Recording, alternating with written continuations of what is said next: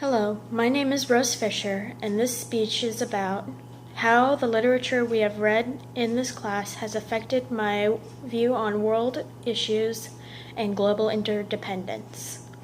The two stories that I have found that have made the biggest difference are Black Swan Green by David Mitchell and Sonny's Blues by James Baldwin.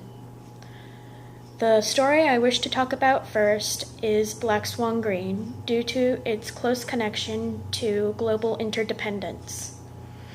The story happens in the 1980s in Britain and is narrated by a young boy named Jason. Jason talks about the Falkland War in the novel and describes how it felt so far away at first and that he was sure Britain would win, as described in the quote. Till today, the Falkland War had been like the World Cup. It was obvious Great Britain would thrash them. But as the story continues on, Britain begins losing to Argentina. And because of that, Jason begins to lose faith in his country's ability to protect them and fight the war. And he thus begins to lose a feeling of security because he thought that Britain would never lose and that it was undefeatable.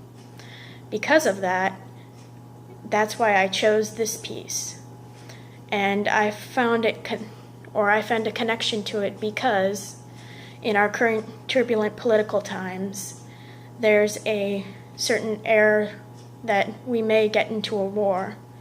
And it made me think of what would happen if the U.S. were to lose a war, or the war, and how would that affect our faith in our country and our personal day-to-day lives. The next piece I chose was Sonny's Blues. And it's not as obvious as the previous, but there is a connection to world issues within it. The story is the narrator and his younger brother, Sonny, who both, in basic, have different ways of dealing with their problems, which has caused much turbulence in their relationship. Because of that, they tend to avoid each other. So, later in the story, when they're having a conversation, the narrator tells Sonny that there is no way to avoid suffering, to which Sonny replies in this quote, "No, there's no way not to suffer, but if you try all kinds of ways to keep yourself from drowning in it, like to make you seem, well, like something, you did something, all right, and now you're suffering for it, you know?" The narrator continues on to say that they both agree now that there's no way to avoid suffering. But Sonny replies, "But nobody just takes it," Sonny cried. "And that's what I'm telling you. Everybody tries not to.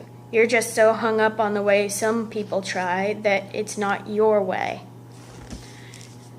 The way I found this connective to world issues is how people are unable to accept how other people do things.